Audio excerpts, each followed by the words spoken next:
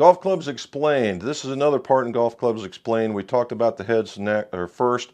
Now we are going to talk about the second component of a golf club. Let's talk about that next.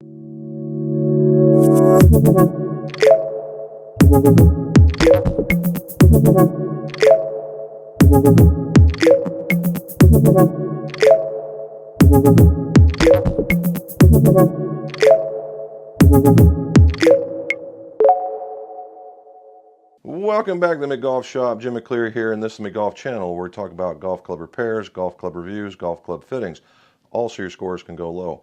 If you would, like, subscribe, hit that stuff across the bottom. That way this information gets out to the YouTube universe and we get a little bit more vision or visibility out there. Now, we also have a live stream that is called What's in My Drawers Golf Talk. It's the very same stuff that we're talking about here, just one-on-one, very, very casual. I'm sure you're going to enjoy it. Join us. Okay, so Golf Clubs Explained. I talked about the head of a golf club and the different specifications of them and what they were for. Now, that was in irons, and I'm sure I talked about the woods, but it's the same kind of stuff, right? Now we have to get into what is typically called the engine of the golf club, which would be incorrect. It's more of the transmission of the golf club, and it is the golf shaft, all right, the golf shaft. Now, the golf shaft is exactly that. It is the transmission of the golf club. You are the engine. So much like different cars have different transmissions, different golfers need different shafts. And they need different shafts based on weight, flex, profile, and sometimes the material composition of them as well. Yeah, depending on if you have like sore joints or something along that lines. There are different pieces, parts of a golf shaft. There is the butt section, and the butt section is where the grip goes. There is a tip section, and the tip section is where the head goes, and the mid section, which helps literally provide a little bit of feel and a different way to making the golf shaft work. Okay, altogether you'll have a butt, a mid, and a tip section, and that's how most people will talk about a golf shaft as far as profiles go. Now, what is a profile? A profile is a resultant of an EI curve, and an EI curve is where shaft engineers and some golf club fitters will measure certain specific lengths, you know, whether it's a half inch, a millimeter, an inch, and whatever that is, they're going to go the same amount all the way down the shaft, and they're going to get all kinds of numbers. Now, EI stands for a couple of things. One is, it is the material elasticity. The other one is basically the moment. So when you put it all together in an equation, what you're really doing is measuring the rigidity of this golf shaft, all right, in the designated length, all the way down, and down. And then you put it onto a graph. Now, what you do is you measure each and every one of these golf shafts using the same exact method. That way these curves have different characteristics. Some could be straight, some could go up really high, down very low, and then back up again. Some could go down and could go up, and just there's a myriad of different looks, all right? And why is that? Well, different golf shaft makers have different, you know, wants, desires, needs, target audiences that they want to make these golf shafts for.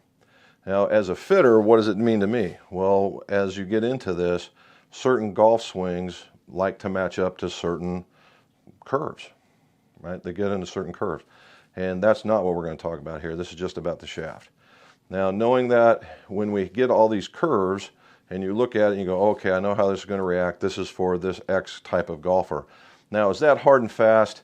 No. It just gets you into the ballpark in order to help you narrow down your fittings. Otherwise, you're hitting, you know, every single golf shaft under the sun, and that's not a fitting, that's hunting and pecking. Now, that's the reason why we have EI curves, okay? Now, that would be the profile. The other one is shaft weight. Now, shaft weight, and again, there is no standard in the way of a golf shaft. The way the golf shaft is made, the way that it weighs, the tip section that they want, the butt section you want, is purely based on the design from the manufacturer. Now, this thing says it is an IZ75S. Now, I could put it on this machine. Matter of fact, I will. Some manufacturers are design the shaft that if it's cut down, it'll weigh 75 grams. Some manufacturers say this is 75 grams, and then you cut it down and it'll just get lighter. Like for instance, this is 80 grams. So we go to cut this down, and it is 75 gram shaft. Now, if I go to use this guy, and this is a TZ6 65, and I weigh it, and it's 73. Again, cut it down, 65.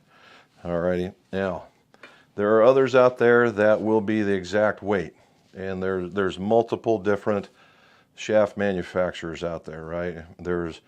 And just taking a stab at the ones that I'm aware of, you have Acra, you have KBS, you have True Temper, you have Project X, or Rifle, as the case may be. You have Elevate, which is in the True Temper line again. You have Graphite Design, you have Graphalloy. Those are really those are the bigger ones that I'm more aware of, right? Oh, we talked about KBS. So there is all kinds out there, and I know that there's more and more and more out there. There's Fujikura, right? There's another good one. And there is Nippon, which is another good one. There is, well, Excalibur's out there, at least I thought they were. There is Paragon. There is Harrison. There is, in each one has a house brand, like Golfworks has a house brand, a multi-brand. All these other folks have these house brands as well. So as you can tell, what the point is that there's a lot of golf shaft manufacturers. Everybody does it their own way, and there's not a standard. Okay, that's it. Now, so we have the length of the club. Obviously, the length of the club is the length of the club. Or actually, length of the shaft is length of the shaft. Now, you can have a whole slew of these shafts, and they'll be all the same length. Typically, that means that you're going to be trimming the end of this in order to reach a desired flex at a given length. In order to do that, these typically come in what would be a parallel tip or a .370. Now, you will also see ones that come in discrete lengths, or might even be considered constant weight. And in a lot of cases, but not all, but a lot of cases, those would be called taper tip. Taper tip is .355.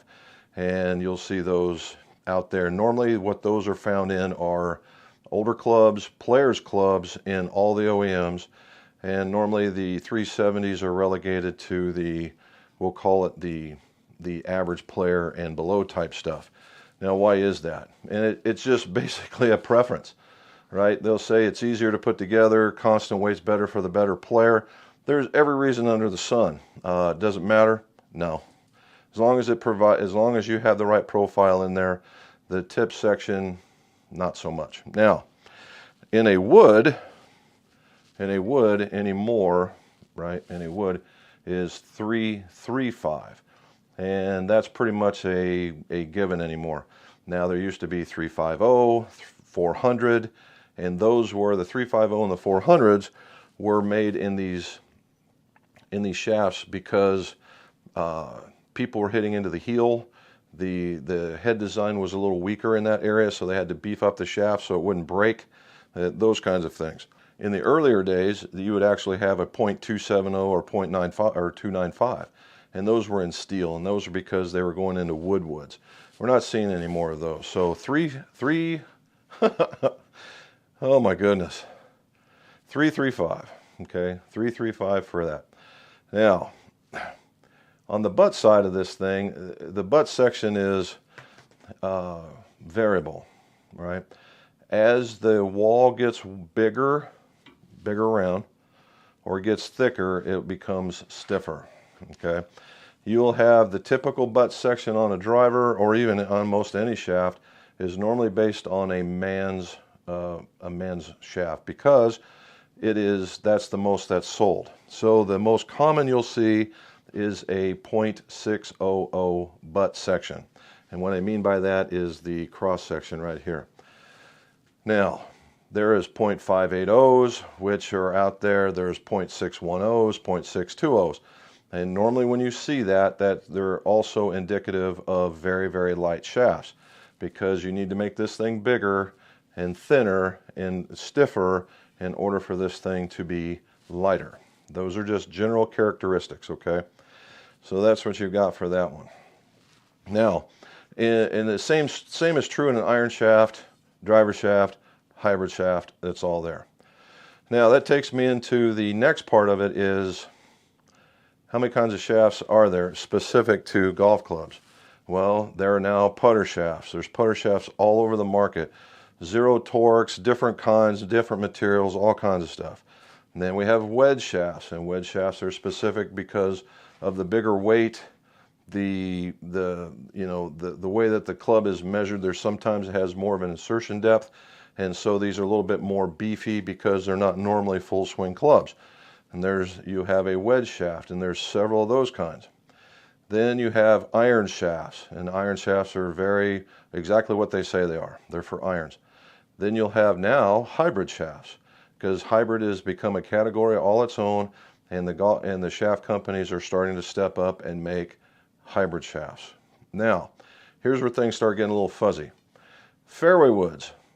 Some companies, and there's very few, are making fairway wood shafts that are specific to the fairway wood, because the geometry of the head is smaller. The head is smaller and the weight is more. Sometimes the insertion is not the same as, say, in a driver, and it's played differently than a driver, i.e. getting through the turf versus off of a tee. And so you have to have a different dynamic, design for that particular club. And then finally, a driver shaft. Everybody knows what a driver is, and there's gobs and gobs and gobs of those.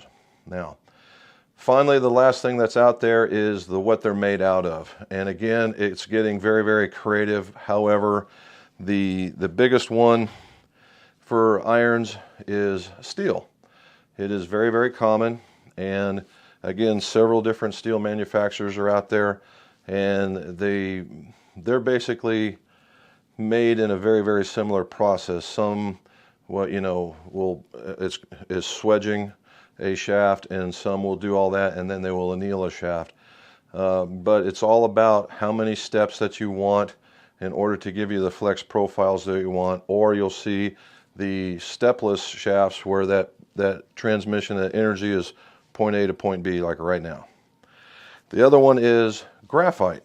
All right, graphite. Now, graphite is very, very common anymore, and it's very, very common in all the shafts, right? Wedges, irons, hybrids, fairways, drivers, all the day. And now what you see in this is the different types of graphite. Just like different types of cars, you would assume the higher quality cars using higher quality parts, it costs a little bit more. Same thing as golf shafts. There are different levels of qualities of graphite, hence there's price points attached to that, and the higher quality of the graphite, the more you can expect to spend on a shaft. Now, does that mean because it costs more that it's the best golf shaft for you? Not even close, right? Not even close. How do you find that out? Well, in all these cases out there, you need to go get fit, all right? When you go get fit, you're talking about golf club length, you're talking about golf club weight, you're talking about golf club profiles, you're talking about flexes, you're talking about sizes. All these different things come into play in order to put the right transmission in your golf club. And that's really what we're looking for, right? The best transmission in your golf club. And you might be surprised out there, because there are some that are, very, very popular out there, and you might walk into a place and find one that you've never heard of, and it works like a dream. You may go in there and you're like, I am totally confident this is the shaft for me, and you've done all your research, and you go and try it out, and it does work. But go get fit. That's really the deal. All right, so quick and dirty, golf shafts explained. Basically, you know, this is how it goes. There's tons of resources out there. If you go to a lot of the different golf club manufacturers, they're just willing to give you all kinds of information. You go out there and spend, I don't know, 15, 20, 30 minutes out there searching around, and you'll be surprised the information you can gather on their particular items, where these manufacturers are targeting, in order for you to make a good decision for your next purchase. So, and that's what I would look for. Now, I'm not talking about assembly. This is just talking about the components of the golf shaft. All right, so that was golf clubs explained for the shafts. And we know that there are several manufacturers out there. We know that there are several different specifications to look for. We know that you need to go get fit to get the right one in your club. And if you do that, you'll be forever playing lower scores. All right. And this is one more golf shafts explained. Hopefully you liked it. Like and subscribe. Join us on the live stream. And as always, let's see your scores go low.